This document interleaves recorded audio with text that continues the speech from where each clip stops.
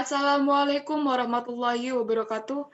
Perkenalkan, nama saya Dinia Ayu Pratiwi dengan NIM D41201301, Program Studi Manajemen Agroindustri golongan C.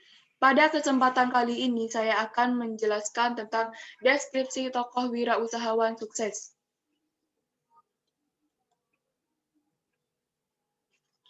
Pada kali ini saya memilih tokoh wirausahawan sukses yaitu Nurhayati Subakat.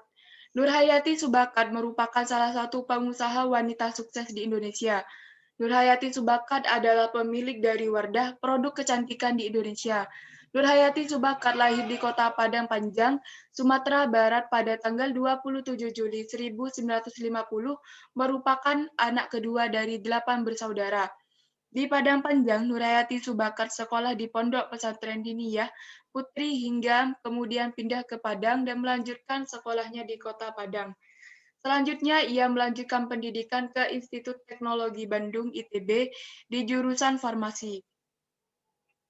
Setelah menyelesaikan kuliah tepat waktu, Nurhayati Subakat kemudian pulang ke kampung halamannya di Sumatera Barat dan bekerja di Rumah Sakit Umum Kota Panjang sebagai seorang apoteker. Setelah lama bekerja di rumah sakit, Nurhayati Subakat kemudian pindah ke Jakarta dan bekerja di perusahaan kosmetik terkenal sebagai staf kontrol kualitas.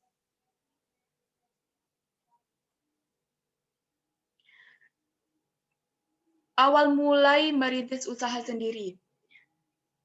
Karirnya di perusahaan tersebut kemudian menanjak, namun Nurhayati Subakat memilih keluar dari perusahaan dan memilih untuk merintis usaha sendiri.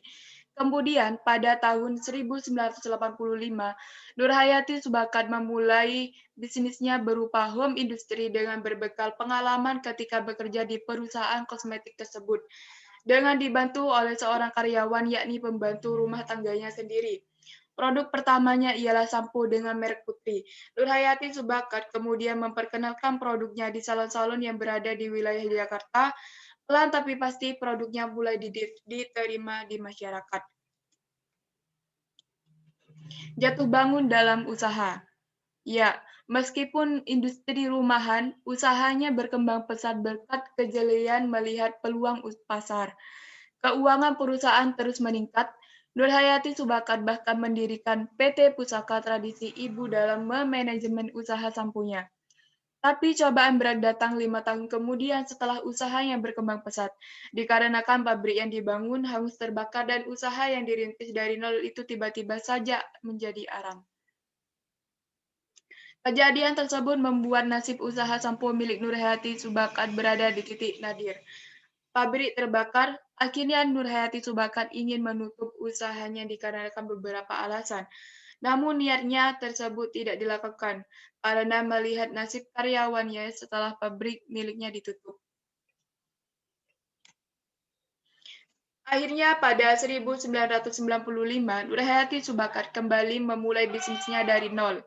Modal awal dan gaji karyawan beliau dari tabungan suaminya. Mesin pabriknya kemudian menyala.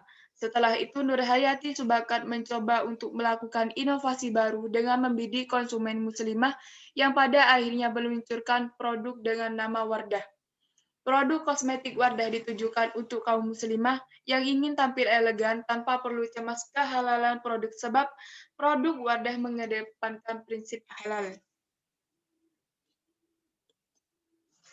Kosmetik Wardah buatan Nurhayati Subakat dengan cepat diterima oleh masyarakat, khususnya kaum muslimah. Terbukti di tahun 1999 hingga tahun 2003, penjualan produk kosmetik Wardah melonjak drastis. Dengan cepat, Wardah berhasil menjadi salah satu produk kosmetik pilihan muslimah Indonesia. Strategi pasar dan promosi yang bagus disertai manajemen yang kuat membuat produk Wardah Nurhayati Subakat ini dengan cepat menguasai pasar kosmetik nasional. Modal dan laba yang kian banyak digunakan untuk terus memperluas jaringan pasar.